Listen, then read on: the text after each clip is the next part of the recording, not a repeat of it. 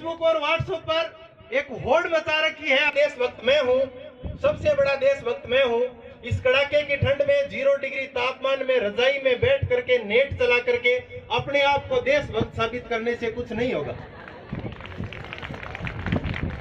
देशभक्ति के मायने इस देश में पहले अलग थे, हर वक्त परिस्थितियों के हिसाब से। भारत में जब एक तरफ एक राजा अपने पड़ोसी राज्य के ऊपर आक्रमण करके नेस्तना भी थी, एक टाइम था जब मान सिंह अकबर पर आक्रमण कर रहा था, तब दोनों ही अपने अपने मायनों में देशभक्त थे।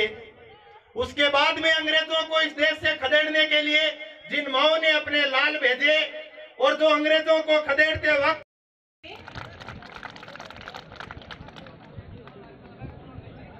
अब मैं कुछ महाविद्यालय की हमारी कुछ ज्वलंत समस्याएं हैं, मैं हमारे अतिथियों का ध्यान आकर्षित करना चाहूंगी कि एक तो महाविद्यालय में लंबे समय से व्याख्याताओं, मंत्रालय कर्मचारियों, पीटीआई, पुस्तकालय अध्यक्ष निश्चित रूप से बहुत कठिनाई आती है हमें। जैसे अभी मैं 3500 किलोमीटर की यात्रा करके आया हूँ, केरल गया हुआ था, और जहाँ मंगलुरु मैं कर्नाटक उतरा केरल जाने के लिए, और केरल में बोल के आया और वापस जाके कोयम्बटूर चढ़ा हूँ।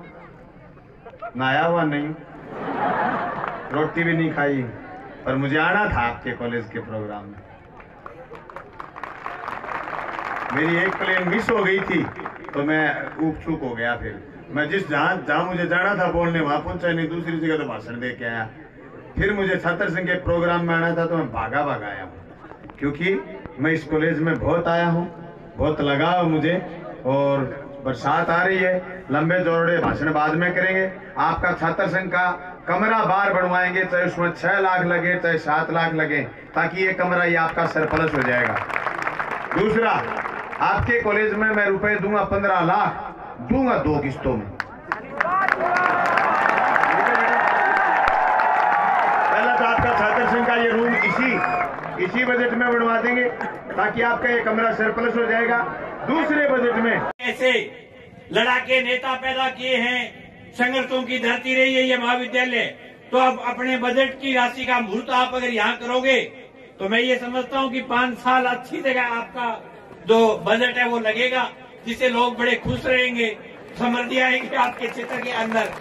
तो हम ये चाहते हैं कि आप कॉलेज के विकास में शानदार सा बजट लगाए। हम कोई राशि में आपको मांगना नहीं चाहते, क्योंकि ये आपके जो कर्तव्य निष्ठा में आपके जो अपनी जो निजता है, जो अपना पर्सनल जो कोटा है, पढ़ाकू और लड़ाकू विद्यार्थी होता है। लड़ने का मतलब ये नहीं कि कॉलेज में कोई AK-47 लेकर के आए फायरिंग कर दे। लड़ने का मतलब ये होता है कि कॉलेज के लेक्चर्स की मांग को लेकर के, कॉलेज की समस्याओं की बात को लेकर के, अपने मुद्दों को लेकर के लड़े और अपनी शानदार पढ़ाई के लिए संघर्ष करे, सरकार से मांग करे शांतिपूर्ण तरीके से। सरकार अगर लेक्चरर नहीं दे, सरकार अगर बढ़िया व्यवस्था नहीं दे, तो फिर सरकार के मुंह में हाथ डाल करके जबड़े को जिस प्रकार से बाहर निकाल दें, उस प्रकार के सरकार के मुंह में हाथ डाल करके अपनी समस्याओं को समाधान करने का अगर मादा समाज के किसी तबके में होता है तो वो होता है यूथ में। और इस इलाके का सबसे ज्यादा यूथ राज्य के महाविद्यालय नौर में बसता है। मैं उम्मीद करता हूं कि इस महाविद्यालय का यूथ ने जिस प्रकार से पहले अपने कॉलेज का नाम रोशन किया है, उसी प्रकार से आने वाले भविष्य में भी एक कॉलेज नाम रोशन करेगा। मुझे फक्र है कि जिले के अंदर 2 राजकीय महाविद्यालय है, लेकिन जिले के एक IAS और एक IPS, जिले के 2 बड़े अफसर नौर के राजकीय महाविद्यालय से निकले हुए हैं। जिले के बहुत सारे लड़ाकू लोग जो घोषित हो जाएंगे, इसलिए राष्ट्रीय फाउंडेशन करने का तो हमारा कार्यक्रम नहीं है, लेकिन हम एक बात कहते हैं कि आप शानदार सा कॉलेज के लिए बजट पेश करके जाएं, और अगर आप शानदार नहीं करोगे तो और कोई विधायक नहीं आए। हमारे विद्यार्थी थी सुबह का कह रहे थे कि आज कोई भी विधायक आएगा उसको पकड़ेंगे, सबके सब कह रहे थे, तो आप सीट में आ गए थे। तो हमें उम्मीद करते हैं कि आप कॉलेज के विकास में अपना योगदान देंगे।